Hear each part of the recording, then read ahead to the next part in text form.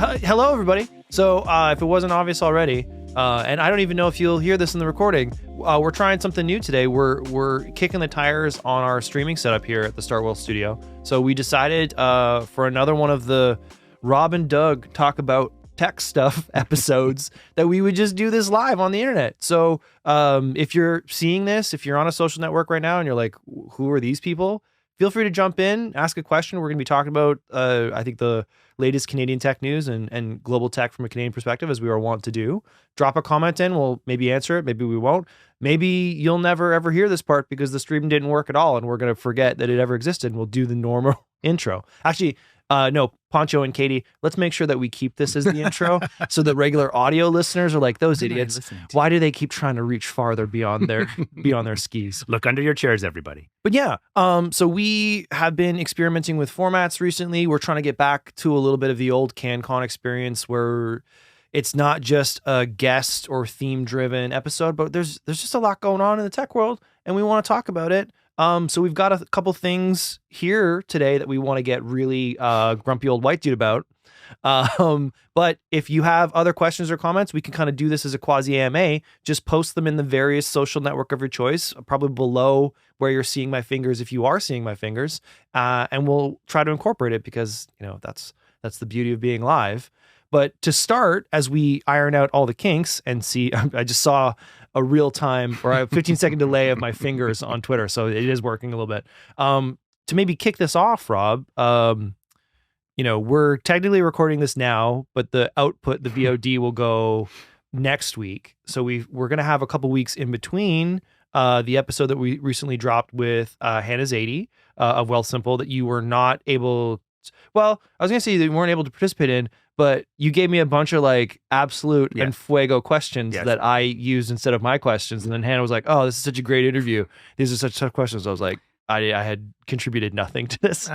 So do we want to knowing that you participated in spirit, do we want to catch up on that? Because I think we've both been a little bit surprised by the reaction to that content because it's not the same as when we normally talk about open banking. No. And in fact, in a planning meeting for the pod, we basically ranted for half an hour rather than planning the podcast on this topic.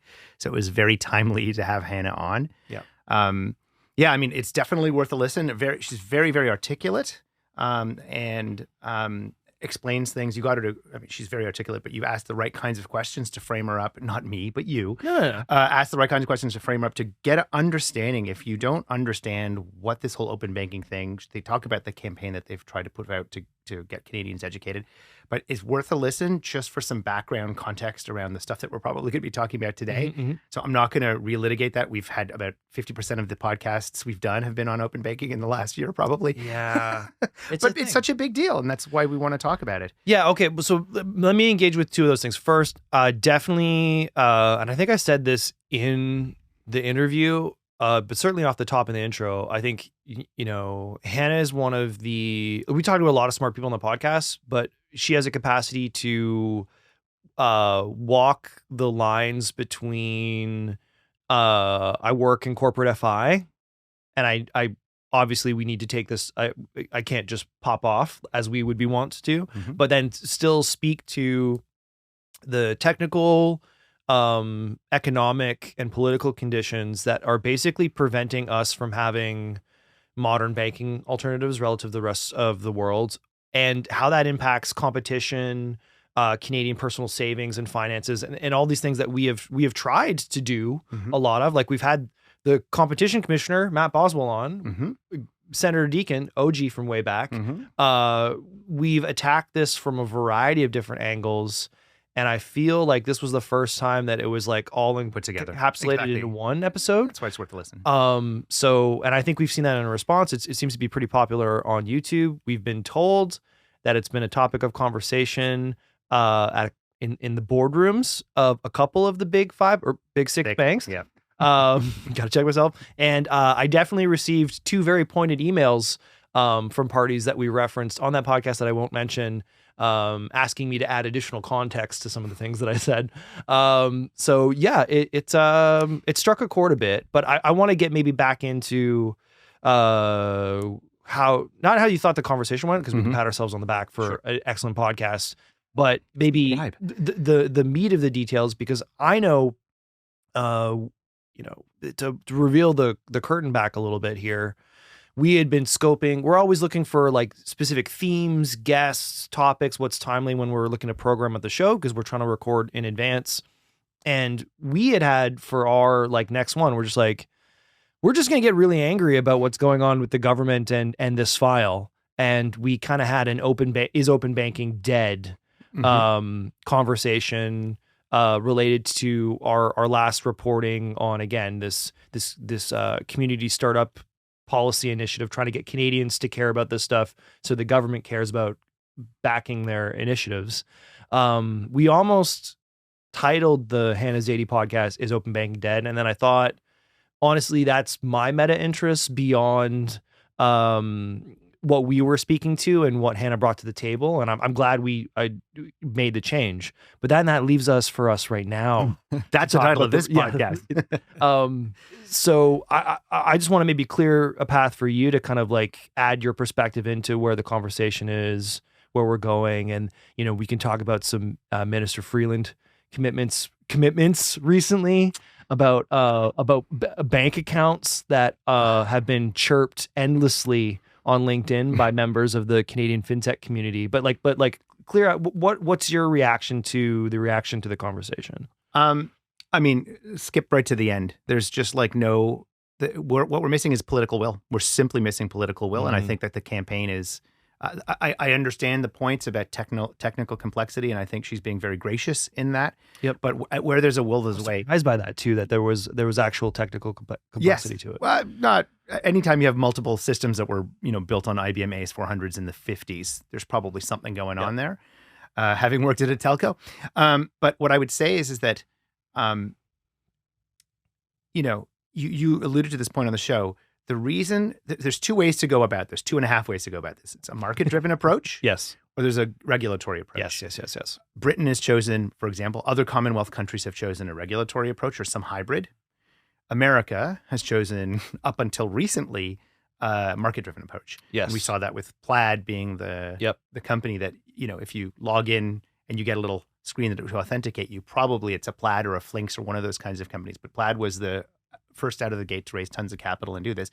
And they did it by doing sketchy things, not in an intentionally sketchy way, but they would scrape websites where there was no APIs, store it locally so that move they fast and break things. Exactly. So nothing, that is a market-driven approach, obviously very risky. We're not that in Canada, but if we're swinging the pendulum all the way to the regulatory side, if there's no regulatory will, where are we? And we, as Canadians, we continue to be in this place where we're okay with the oligopolies. For some reason, we're not angry about it. Yes. And so it was really frustrating to hear, it was frustrating to hear that, this reminds me of deflect and delay tactics that were used by anyone who doesn't want to be regulated in any way does this.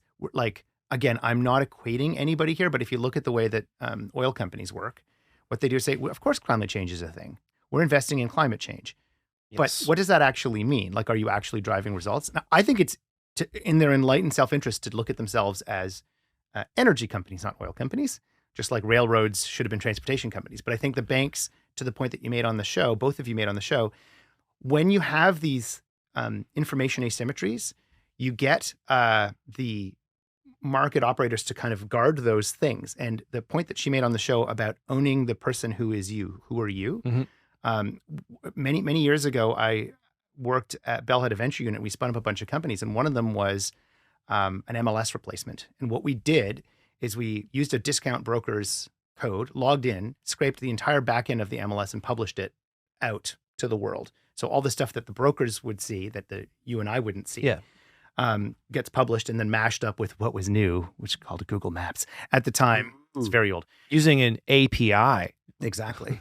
And what ended up happening was, every time you click hey, this is not, I know what I'm doing. Like when you go to the MLS website and there's a little red box, it's like, okay, this is not your data. That's because of us. Sorry. But also, while the venture unit spun down, they created this long running court case, which was, whose data is it that MLS has? Is it your house data, or is your house data MLS's data? Well, let's tie that back then, because Hannah brought up, and this is something that we hadn't really paid attention to, because we're Canadian myopic. No apologies. No fucks given. We're doing it live, folks. But basically the Consumer Financial Protection Bureau basically proposing that they are going to push for the data rights and the data sovereignty. Well, the data rights going to the individual, which then necessitates sovereignty, because they have decided that a market-driven approach, for the reasons that you're saying, isn't going to happen. Because if you, and we've seen this before with various social networks that are like, hey, you should really regulate us, because unless you regulate us, there is no way that any of us are going to volunteer to undermine our business interests unless you undermine everyone's business interests at the exact same time. Like you need to actually create the sandbox for us all to do this. And it's interesting that in follow-up to, because we're continuing to report this, like Kelsey Rolfe is out in the wilds right now, just continuing to hammer that open banking beat. Some of the people that she's speaking to, people that you might, that I'm not going to name right now to not step on our reporting, but organizations that you might be surprised are actually advocating for more government leadership on this, because the alternative is not only the scraping or the lack of portability or just that kind of entrenchment, but it also means that all of these private open banking agreements are being set up that doesn't allow actually market-driven competition for people who have a more robust solution than the straight scrape to participate. So we're actually seeing right now people that you think would want to be chosen as the victor advocating for the government to step in and create a framework to create a market for them to compete in. Like they want the opportunity to win the business of the big six banks rather than these private open banking opportunities. Don't you also find though, like, you mentioned this in the last show, but you've done 2 Elevate panels on open banking, one with Adam Tetyan 2 years ago or whatever it was. And what's frustrating to me about it is that there's always sort of like some inkling of progress or what seems like progress. And then you look at your watch and you're like, well, it's been 3 years or 4 years and nothing has happened. That's the part that there's recommendations and thinking about recommendations and people are doing a thing. And so that's, that's an entire lifetime of a fintech. It is of a variety of different businesses. And I would say, we spoke to Abraham Tokjian last September at Elevate, a person that everyone considers to be, who knows this stuff, has led open banking initiatives in other markets, was a real big tent consensus driver. And we were talking to him last year, basically being like, the timeline for this stuff means that we should already be at these stages. And again, this is all just phase 1 stuff. This is like setting the technical standards and then the accreditation tools that allows startups to get access to the data on behalf of the banks. Like, and it was really interesting for Hannah to talk about, like, we can't even get consensus on like what the fields are for the data. And that can be really problematic when it comes to financial information. Well, it's problematic for like any data set. Yes. But when you talk about your money, it's a big deal. And he was like, no, I'm super confident that we are going to get this done. And then there were other members of the fintech community on the panel, including someone who led the initial or participated in the initial recommendation doc that laid out the pathway that gave Tokjian his job as the open banking lead, being like kind of concerned that we're going to meet the timeline. Basically quiet up until this September. And lo and behold, in response to our reporting, we not only have this startup financial institution initiative dropped, but we, through FOI, we know that the open banking lead has submitted his recommendations. No word on that yet. And then he's also been kept on for an extra 3 months, even though he got what he was supposed to have done in his term. We assume. All we have is a 90-page document of which 70 pages are redacted. So it's a flip book. Yeah, did you know like that? If you flip it, it is a tune. I wonder, is it just one middle finger extending? The point, I just want to interject one thing. Yeah. You made a point about fields, and she mentioned this last week. One of the ways that tried to solve this is there's I think it's an American standards body, it's called FDX, Financial Data Exchange, not FTX as in SBF. Yeah. We'd be very clear about that. Yes. Now, whether you agree or not, that has all the structure it needs to be that API, that open API. So you don't even need to invent it. You literally just be like that. That is the thing that I take. You don't even need to agree on fields. Anyway. Yes. No. Oh, hey, we might be live on LinkedIn now. I refreshed the browser tab and then hit the go live button again, and then we ended up going live. Look at that. Should I wear a hat now or something because we're professionaler? Because we're on LinkedIn, I have to look more professional. Oh, no. What we need to do is like, I took my kid to class today and it taught me 5 lessons about go to market. No. But okay, but going back to your, because I got on the Tachyon trail. Yes. And I think it coincides with this. The source of the tension and the frustration is that I think a very simplistic narrative would be one where, this is just corporate interest preventing this. And I think we're seeing some of that, right? Like Hannah was very clear that like, why would they do things that would prevent them from making a lot of money? Yeah. We live in there's big 6 banks in Canada.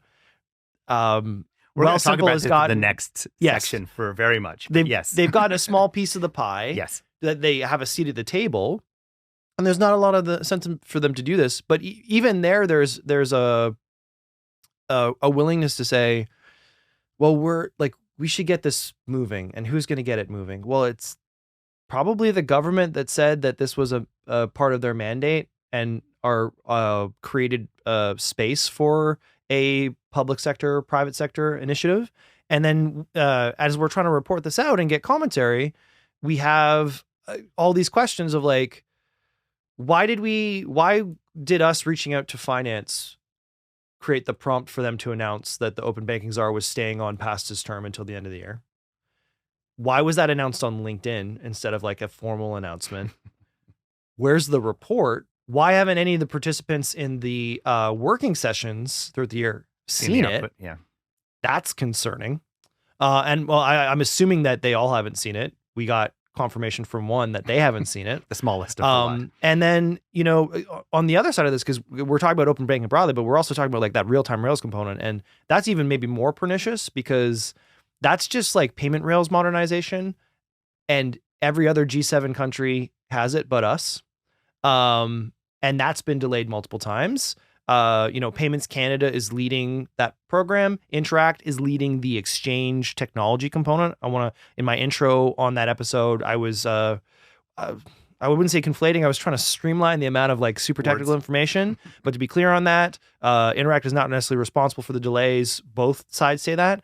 But when Payments Canada announced that there was going to be another delay in a review in June, they said we're going to take 3 months to do a review and then get back to everyone with the go forward plan. That should have happened in September. It's November. So I think some of the motivation for this from us has been if you just start digging into it, it seems like there's been no progress. There's no communication. There's limited transparency. And we are talking about table stakes things that other countries and economies have. And when I ask people publicly what the reason for that is, they're all like, well, let's say the best answer we've gotten publicly came from Hannah, which is why she was a great guest, lack of political will. Now that means 2 different things, but I'll say BetaKit continues to report and we might have further detail on expanding upon that lack of political will. But it gets to the point where like, I didn't grow up thinking that I was going to be like a fintech reporter. This wasn't my beat. I care about this stuff fundamentally as a Canadian citizen being like, why is Canada the way it is? Like that was how do I contextualize this? It's why we've had senators on the podcast. It's why we've had the competition commissioner on the podcast. And I don't know if any of the previous stuff we've had has had any impact or been more than a drop in the bucket, but for some reason having it's the Hannah's 80 bump or the Well Simple bump or video in studio something. Maybe Canadians are just so pissed off or the interested parties are so pissed off, but it seems like we shook the tree a little bit. And I'm interested to see where that nets out. Do we want to, as the addendum, note the where our finance minister is kind of putting things right now in terms of net new announcements? Sure. That's super important, especially because it will date the episode really hard. But yes, I think it will, but it is an outcome. Yes, Talk about the outcome. Okay, great. So recently, in the near past, people, whether you're seeing this live or you're seeing this 2 weeks from now. 2 weeks from now, Minister Freeland had made some steps to make banking affordable, not open banking, and to create a complaint mechanism. So basically, on the 17th of October, wow, that actually is a while ago. We are dating ourselves, but hey, again. We're tracking the progress, such as it is. Minister Freeland, and we'll link to this CTV news story in the notes, announced several steps the federal government is taking to make banking more affordable, which in part follow up to pledges made in the spring budget. Interesting, which again contained nothing about open banking, which is the previous pledges. So we're talking about, she's instructed the Financial Consumer Agency of Canada to work on making more no-fee and low-cost bank accounts available to Canadians. And Finance Canada is also being tasked with taking a look at reducing bank fees, such as charges when a check bounces back. It's interesting because we just had a podcast conversation with overage fees or junk fees. Well, there's like fees that come about when you said to send the money and the money doesn't come in time. Yes. And then you get charged for it. And then there's junk fees. The finance minister is designating the ombudsman for banking services and investments as an independent, not-for-profit and external complaints body for the banking sector, following up on a budget promise. I'm not going to name the names of the people in the Canadian fintech space that jumped on this article saying, like, what an absolute waste of time. I will say that several guests on this podcast were participating in the conversation recently and in the past. I think this is a perfect encapsulation of the level of frustration where and if you want to look at, to get macro political, previous election promises when it comes to changing like how our democracy functions or other promises like that, where this federal government bites off a significant policy promise to structurally change how Canadians are going to engage with some aspect of our government or society. And then we're waiting, and that doesn't come about. And then there's like, my comment on the LinkedIn thread was like, is this a half measure? Is this a quarter measure? Why do you need to instruct a body to like push banks to make more affordable banking accounts and reduce bank fees when you have already pledged to make structural changes that will enable competition that will naturally create these things? Maybe it's a signal that they're not going to do it. Well, Rob, I think that's a really what a way to end. An informed take, but I think it speaks to, I think the writing's on the wall, and I think that has informed, we weren't going to do it with Wealthsimple, basically like, hey, we interviewed someone at Wealthsimple and now we're asking the question whether or not open banking is dead. I think we've been asking that question for a long time. BetaKit continues its reporting. I look forward to the next file from Kelsey Rolfe because she is on that. If you have thoughts you like to share, if you have the recommendation report, tips at betakit.com, podcast at betakit.com, send it direct to us. We'll live stream it on air. But yeah, I think we're in this period of time where this is way past due, even with the delays of them moving it forward. We have an open banking lead that no one seems to know why he's still there. And you have Minister Freeland making promises that are not only like minuscule drops in the bucket, but like unnecessary in the face of them keeping their other commitments. So like, let's connect some dots here. Should it be called whether was open and banking ever alive? Like, is it just zombie? Well, I think we could, if we were to triangulate on that metaphor, we might get to like a not fun place. But was it all just a dream? Was it a fever dream amongst a community of startups and innovators and entrepreneurs that wanted to see competition happen? What was your take on the fact that the easiest corollary between what was happening in the banking space right now was me and Hannah talking about all the issues that we have in the telecom space, either now or historically? Like, what does that tell you about where we're at? Like, we've jumped on that before because I know we have history in that space. Yes. Like, but for someone who just works in finance to be like, this kind of reminds me of like what happens with our phones and stuff. And I was like, let me tell you more. Like, does that? How do you take that kind of realization? I think, we have something to learn as a society because we are segmented a little bit that way. Maybe there's so much oligopoly that we just don't see it anymore. And the fact that we're segmented in the verticals that we're in, maybe we're not doing enough crosstalk across what those things are like. So maybe it's just Matt Boswell who is the recipient of all the different cross-sector talk. Or people old enough to remember like number portability or the fact that you could only text people on your carrier. On your same network, yeah. Well, also, like she pointed out that the CRTC exists for, like, there's a clear regulator that at least supposed to make the decisions for that particular industry. It's not always the same and homogeneous across different sectors. Yeah, where does the minister who used to be responsible for the CRTC now work?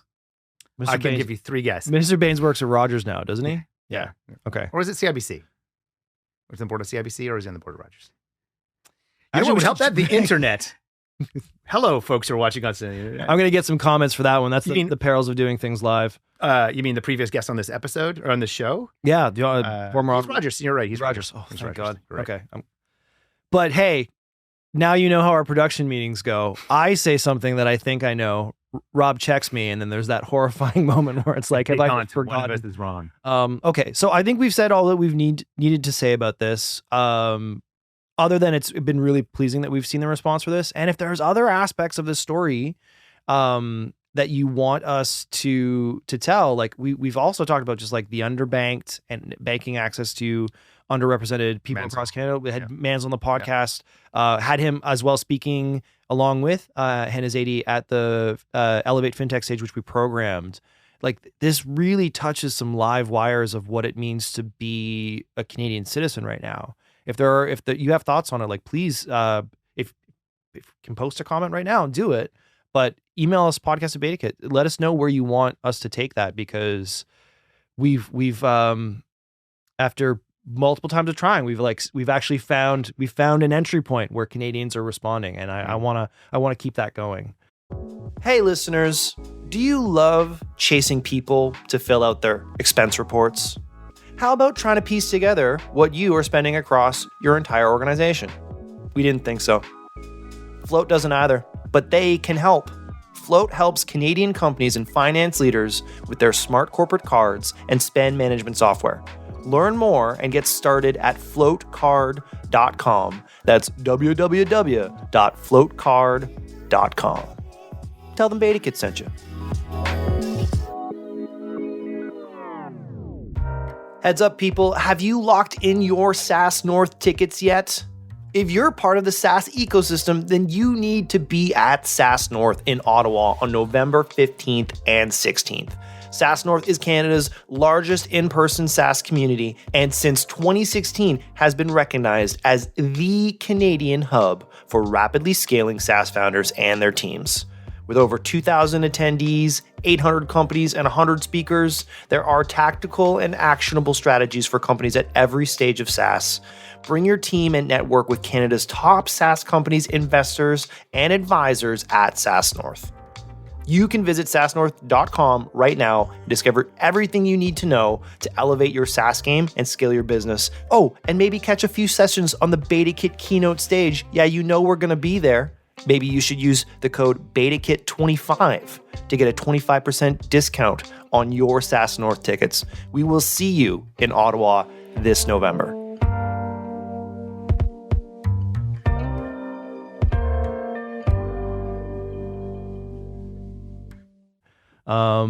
Okay, what's next on our super fun topic of conversation for this podcast, where Rob and Doug talk about the news? Maybe some optimistic? Yes. Something optimistic. Techno-Optimist. Oh, really? That's what we're talking about? Well, I should have read the show notes in greater detail. We're going to talk about techno-optimism? We're going to go to the same but the opposite, I suppose. Yes. So how do you want to frame this? You want to talk about the Marc Andreessen article? Yes. His manifesto, I suppose. Let's set this up. So I think everyone knows Andreessen Horowitz. I think people who consume this podcast, major US based, I guess global in reach, VC firm, Marc Andreessen, one of the partners there, pretty vocal online about elements of technology, society, markets, blah, blah, blah, blah. and happened to publish. Now, I think this is under Marc Andreessen's name, but it was co-signed by a number of individuals, right? This is a manifesto. It is called the Techno-Optimist Manifesto, and we'll link to it. We have seen tons of reaction to this from within the tech community. A variety of founders saying, yes, exactly this. I'm now a techno-optimist. This is perfectly articulates what I'm thinking. I believe like one Toby Lukey of Shopify has had some statements to the effect of why techno-optimism is so important and why this manifesto nails it. And, even I don't know if we'll link to it, but maybe in the edits, I'll give Poncho a video I recorded 2 years ago about my arguments in favor of tech skepticism in response to both Sam Altman and, the co-founder of Reddit. Ohanian? Yeah, Alexis Ohanian. The question I'll pose to you, do you think we need to summarize this manifesto, which is pretty epic in scope, and much, I think if we were to read it from beginning to end, it would be the full length of the podcast, or do we just, do we want to attack items in here that stand out to us? Do we want to maybe speak to the intention here before digging in? Because I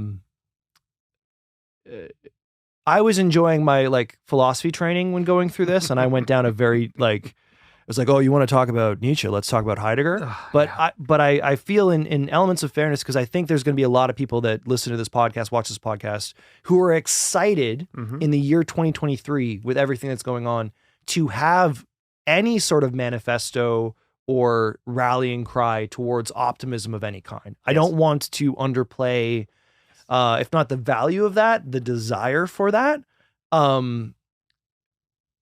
So do you maybe want to start by speaking to what you think the intention is here or the context before I just start screaming at how I think, if not poorly conceived this is, what I believe its intentions is towards and how pernicious they are? Sure. So I'll do this. That's a big tease. Prima facie, sort of this is what it's saying, right? At the end of the day, I think obviously, if not one of the most prominent venture capital company or firm in the world, if not one, you would have used or talked to or touched one of the products that they've invested in. There's no question. So highly influential gentleman, if you don't know who he is. Also objectively attractive bald man. But anyway, I think there's the interesting thing about this manifesto essay thing is I think it tries to say, hey, listen, there's a bunch of things that go on in society, but the one thing that has dragged us out of the dark ages is technology. And he defines breaks down the word technology into its Greek roots, which is techne, which is tools. So he's basically like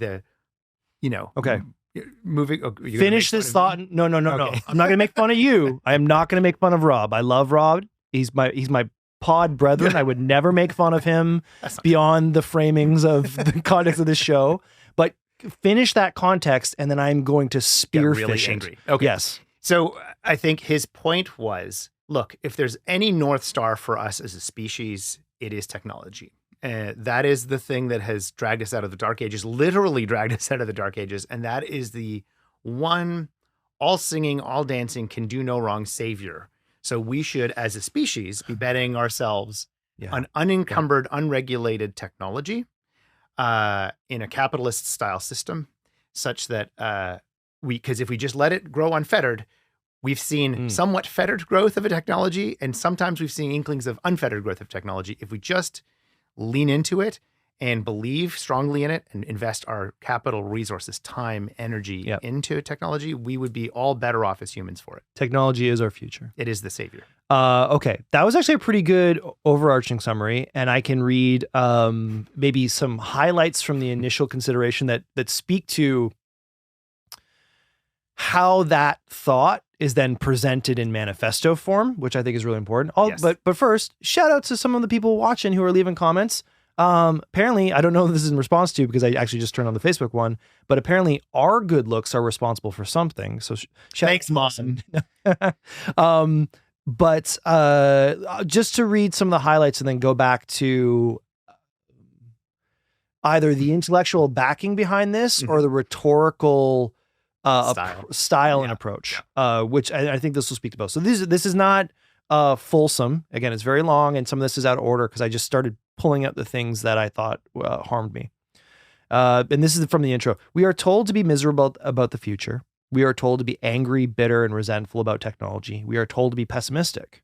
We are told to denounce our birthright, our intelligence, our control over nature, our ability to build a better world.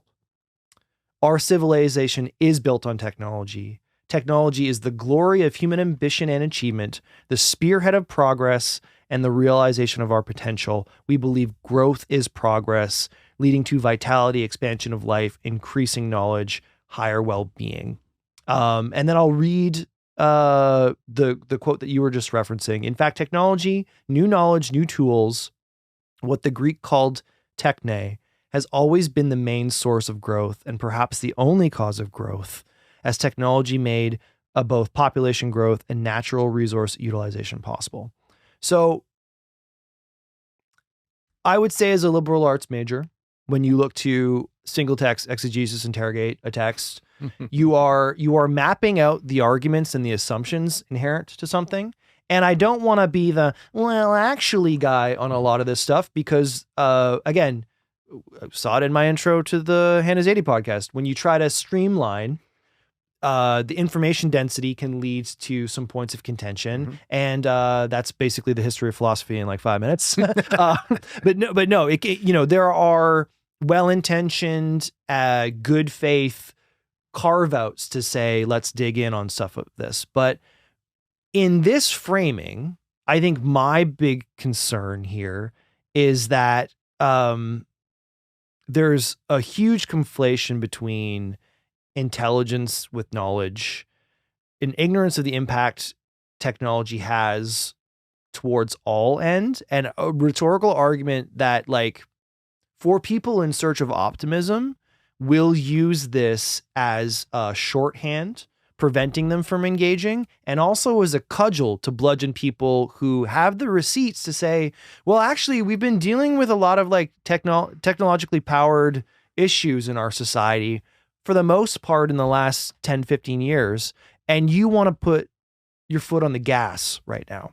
But let's just even go back to, there's a couple things that stand out to me that for anyone who is familiar with like history or not, but is seeking to engage, things that stand out to me that are issues.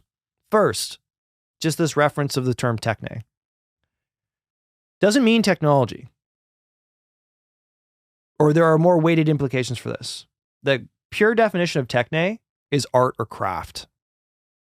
Implied in that, and I'm not even necessarily saying that they're looking like they're speaking to tools inherent to that, but when you're talking about technology as an art or craft, as a way of knowing, technology, like an art or craft with a logos, a reason, again, like going back to this stuff, it means you know what the tool is in service for. Mm-hmm. You know how to use it. Mm-hmm. Fundamental postmodern missing interpretation of that conversation, well-intentioned or otherwise. They also say that they believe that technology is a lever on the world, the way to make more with less. Is that really what a lever is? It's also like a point of inflection where small amounts of effort can fling something off in the stratosphere. And I think when we have, good faith, well-intentioned criticisms or investigations of technology, we are always talking about the power and the scale through which modern technology does stuff. Not necessarily for good, not necessarily for bad, but it just does it. Mm-hmm. There are impacts. And if you are only referring to this as, oh, this is the shortcut, this is the easy button, let's just sprinkle some technology on there, let's lever this out. What are you trying to move and where? And what are the impacts of that thing moving? There's a lot of other things that I could get into here. Maybe we want to dig into it, like your reaction to it. I think we should speak to other people's reaction to it because maybe the temperature is a little bit lower here. But their idea of technology and what it's in service for. We believe the techno-capital machine is not anti-human. It is, in fact, it may be the most pro-human thing there is. It serves us. The techno-capital machine works for us. All the machines work for us. I think it's demonstrably untrue. There's a lot of like socioeconomic concerns there. But if we want to go philosophical with it, because they're referencing Nietzsche and Andy Warhol as the proto-techno-capital manifesto supporters, you got to read your Heidegger. There's a difference between old school technology, which was designed to work with nature, and modern technology, which by definition inframes human beings. That we get lost in the sauce here. And you can go like Marxist critique of this stuff. There's actually like a really interesting paper about Nietzsche's thoughts about technology in contrast to Marxist thought. Like there is a real opportunity for people to engage with how this stuff is played out over several hundred years. This manifesto is BS because it's not actually, again, it's a manifesto. It has a political agenda inherent to it. Yes. There was a rhetorical consideration beyond accuracy of thought and language to enable a dialogue for better understanding. But we're talking about people who right now are meme farming on Twitter, and we'll get to the Biden stuff, but like you will take our compute power from our cold dead hands. Mm-hmm. Liberty compute at all costs. We want to do this. We like doing this. No one's going to stop us from doing this because technology is our birthright and it should be unfettered towards our benefit. I think is super dangerous for people coming up in society who are work in tech, who are part of this industry, who are like us, we're like nerds who like taking things apart and understanding them and fiddling with things, and who are looking for optimism and finding this and then never engaging and peeling back to find out that a lot, like, again, I am not a polymath, but in the things that I am versed in, I am seeing clear issues with not only their assumptions and their argument, and it pisses me the fuck off. It really pisses me off because they will use, they are already using this as a bludgeon. They're already using this as a weapon, right, as a tool to enforce. This is just the keep building. This is the, there are critics and there are crafters. One of us, one of them, one of us, one of us. And now they have a manifesto and it's a pile of dog balls. So that's pretty concerning to me. Yeah, and just to add one last point to the point that you're made to the rant. I don't know if that was a point. No, it was very on point. There's no bad people but bad ideas is kind of near the end of it, which is basically if you critique, the enemy, they use the term enemy. By the way, I don't think I have any enemies in life. I maybe have people who don't like me, but do you have any enemies, like actual people? I don't even know what that means. But anyway, the enemy of... I think I had a nemesis once. Yeah. But that was like in college when I thought having a nemesis was pretty cool. And at this point, no. But to the point, I think it's actually more pernicious for people who think they're acting in good faith to, in an inconsiderate fashion, do things that harm others that they don't or can't see. And hey, guess what? Technology makes it really easy to do. We're not talking about running over the other side of the hill and stabbing the Techno-Optimists with our spears and pitchforks. Right. We're talking about literally pushing a button and then halfway around the world, guess what negative impact comes from the scale of technology. Yeah, it's the thing that the thing that's kind of got my shackles up, other than some of the stuff at the beginning, was the ideas. If you are an enemy, if you have a, it's in the section. Enemy doesn't call it out as enemy, but he's like, the demoralization campaign is based on the bad ideas of the past. Zombie ideas, many derived from communism, disastrous then and now that have refused to die. Yep. And I think the thing that I struggle with is that there are some ideas, like this is kind of it's not a essay. It's words. Yeah, it's not a one treatise, sentence critique on, yeah. Like ideas that, I should write this, maybe there's belongs somewhere, but I'm going to put it here kind of thing. It's not fully thought out. There's just some assertions that are made. And the struggle that I have is, on the one hand, as a optimistic cynic, um, if you go in the technology side of things, and which we can get to that point that you made as well, I actually kind of am optimistic about technology. I think that it has the ability to do stuff. So if you pick and choose, the danger with this is you can pick and choose out the elements that are good. And then like when you start going into the marketplace stuff, his political beliefs are basically unfettered capitalism, and any capitalism that gets in the way, any regulation that gets in the way is interfering with the success of a business. And it's interesting, again, juxtaposing this conversation to the conversation we just had about open banking. What we see in capitalist societies, I'm not saying it's good, I'm not saying it's bad, is a tendency towards monopoly, oligopoly, whatever.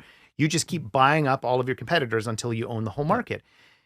If you have unfettered capitalism, that's what would happen. And where's the accountability? The accountability, and Hannah made this point on that episode, which is, hey, the people who run those businesses, the telcos, the grocery stores, they're accountable to their shareholders. Yes. You've invested in them. We've all invested in them. We want returns to go up. So we want the monopolies to squeeze or the oligopolies to squeeze. So we're not saying we believe this is the ultimate engine of progress and is all the machines work for us. This, like they're not, and there are major sections here where they talk about market forces and this isn't coming from nowhere. I will say, hey, thank you for reminding everyone to the point. Maybe our framing of talking about the open banking stuff and where we fall on the side of like technological innovation, and this is like a really great, like before you use this to cancel us and our tech podcast to say that we don't passionately show care or interest and enjoyment in these things. Mm-hmm. I think we have a hard-earned skepticism at how this stuff is played out over various different generations. And to what you said, this is a manifesto. Inherently, it has a rhetorical component. They are trying to make an argument, but they are trying to make an argument to persuade and enable movement and action. Mm-hmm. And I get it. I would prefer good faith discussion and debate. And the thing about a dialogue, and you're engaging in a dialectic, it's two people coming together and it's upward leading. There's like that conversation with Hannah. I really enjoyed talking to her way more than I ever enjoyed talking to you. I really felt like we were getting somewhere. That's not what this is, but boy, howdy, is it memeable? Is it tweetable? Exactly. Can it be used as a new weapon in the, I don't know if it's the culture wars or the business wars. We had a commenter, shout out to Allison, basically saying it is a proclamation, yes, but it is also a billionaire's manifesto. And I think that speaks to what you're talking about in terms of who and what this is in service of, or who will benefit from this manifesto. I don't think it's going to be the tech workers.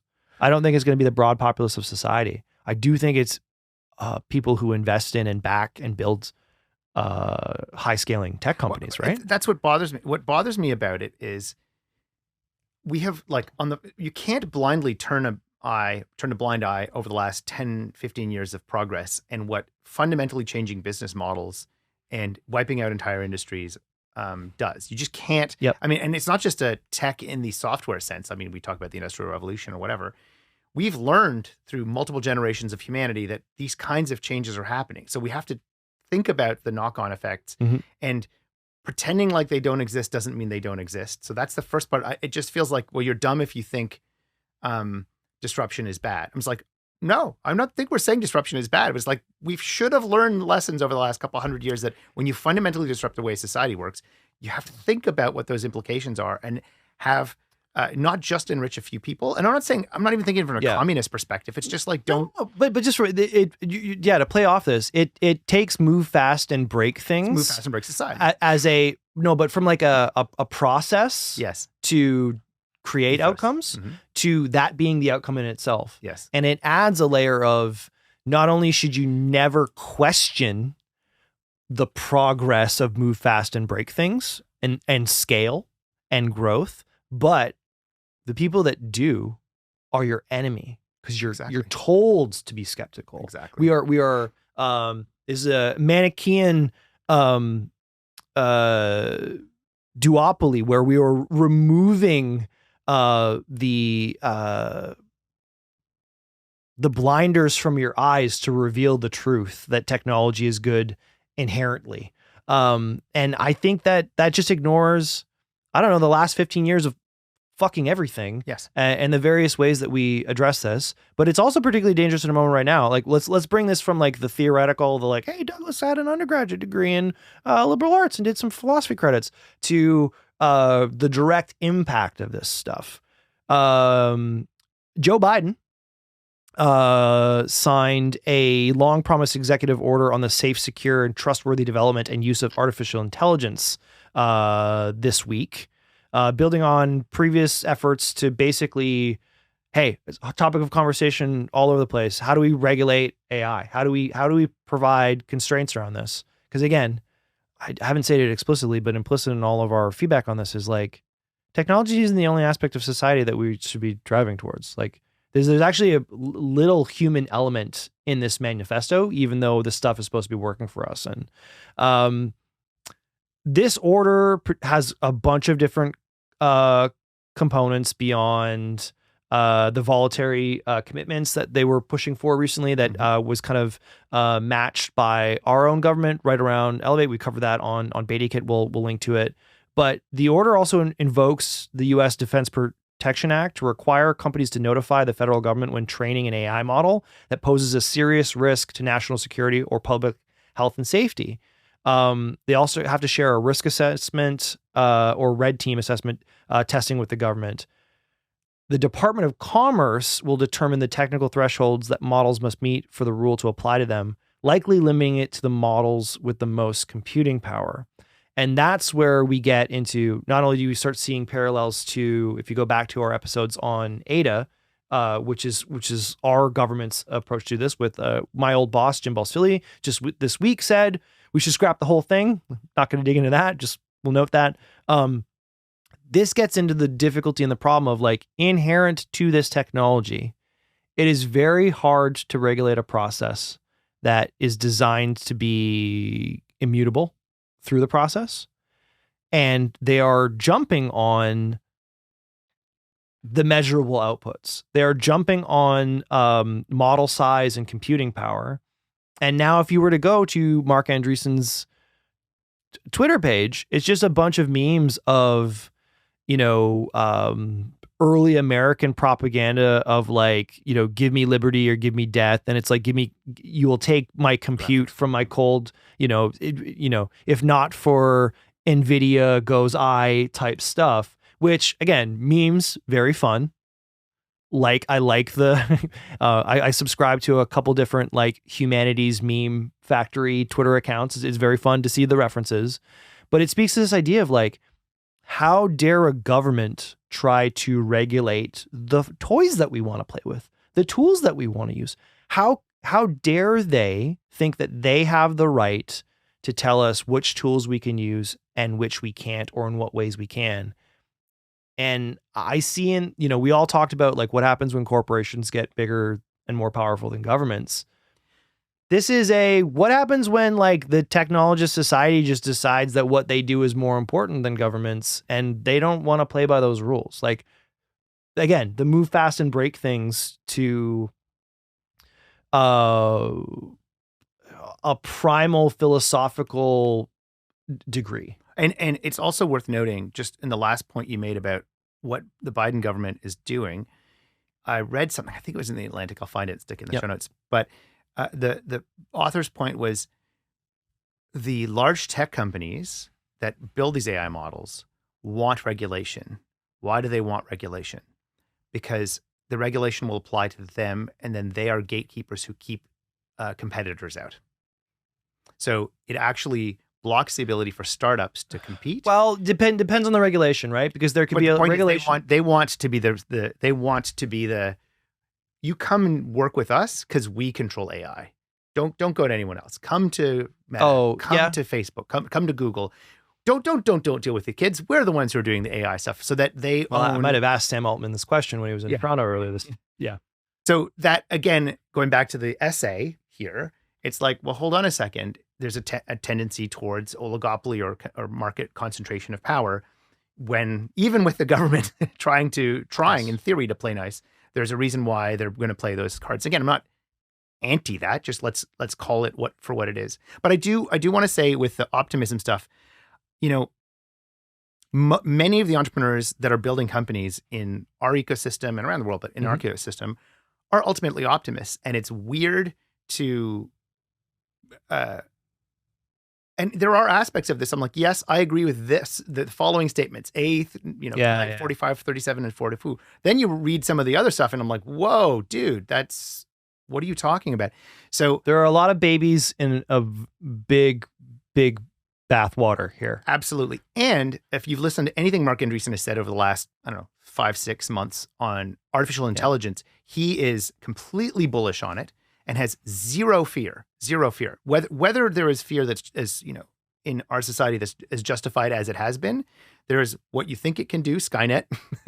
There's it can do no wrong. And he's 98% it can do no wrong. So I think but do you think that's coming from a position of him being like a historian on this stuff, or knowing that given his financial place in society, he has nothing to fear because there's no harm that could come to him, even if there's disruption in some of his core businesses? No, that he's in a position of, and I'm like using language of like privilege, but like when you're that rich, it's like, yeah, let's just making more money is nothing. Creative destruction at a certain level becomes a game if you're slightly above like true obliteration, right? 100%. And so, I mean, if you've when we were preparing for this episode, I'd mentioned Sam Harris did an interview with him. Yep. Sam Harris is on the Making Sense podcast, and he's has notable fear over AI and has been exploring. Sam Harris has been in his podcast exploring the dangers of AI and what do you need to worry about really, and what do you need to regulate? And so when he had Andreessen on, they had this back and forth. What was interesting about it is Andreessen was like, well, the people who are in charge are idiots, and the technologists are much smarter than the idiots. So why would we let those idiots rule us? So there's which is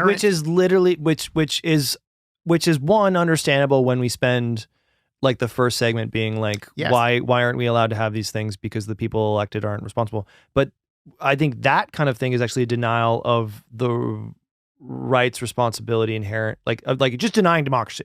Yeah, they're like if we don't like their answer, those folks are accountable to us. Yes, and so it's tricky because, especially in a time of fear and what the hell's going on, the idea that you have some statements of optimism or something to look up to. It's like, oh, these statements I agree with, and I want to aspire. Like entrepreneurs are optimists, frighteningly so by nature. So to have somebody not just shit on your idea and not be like, oh, not another one of those things, or you're going to suck. I think that's appealing for these kinds of documents. And so, are there other humans who can articulate stuff? The one last thing I'll say about this is what makes me sad, and you brought this up in your verbal essay about how much it made you mad, was we've lost the opportunity for nuance in this conversation. Yes. Like you're either with us or you're against us. You're an optimist or you're a Luddite. You're a pessimist or you have bad ideas. We've weaponized the binary. And it's really shitty because I think most of the normal humans who aren't trillionaires are like, hold on a second. I think I want to make my life a little bit better. I don't think everyone else is an idiot or an asshole. Yep. I think I can make some money here. And I actually may try to make it a little better. There are some folks who are trying to like Ponzi scheme their way to victory. But it's unfortunate that we can't have a nuanced conversation about this. There are stuff in here that I actually agree with. Yeah. And there's stuff I don't. Do you want to mention the Noah Smith stuff? Because he we'll link to this. Noah Smith on his blog wrote like a response on this manifesto. And you were saying that there were some things in there that you would want to bring up, like his criticisms or his points. And it was actually, I think it was it the Matt Iglesias's stuff? Oh, it might have been even the Matt Iglesias one. Sorry, there was a couple that we shared. Matt Iglesias also wrote. What I thought was interesting is that in some of the fundamental points in the argument are wrong. One of them was he states the things like we had a problem of starvation. We created the Green Revolution, I guess recently, which also I believe is government. Anyway, it doesn't matter. We had a problem of darkness. We invented electric lighting. We had a problem of cold. We invented heating. One of them is we had a problem of isolation, so we invented the internet. And Matt Iglesias makes this point. I had the same thought reading the article. Actually, no, the internet was created by the U.S. federal government so that when a nuclear war happened, they could still communicate. It was an isolation problem with a very specific military purpose. It had nothing to do with social anything, nothing to do with commerce. So interestingly, GPS, Yes. Okay. ARPANET, all these things were created by the thing that he's got trouble with. So I don't know if I follow. Yeah, let's speak on that for a minute, because I think it speaks, like, just to contextualize my frustration, because it's not performative, it is inherent and real. It's like, when you get stuff like that wrong, that is knowable, probably by this person, you're either frustrated because, we were conversing with a friend this week who, the last time I saw them, I was at the Singularity Conference many, many years ago, where there was a off-the-cuff debate started amongst some of the organizers, and I at one point got up and be like, could you just read a Socratic dialogue? You think you're making this up and being inventive, and this has been going on, like, this is literally, it predates you by 2000s of years. They're like, just go read some Plato.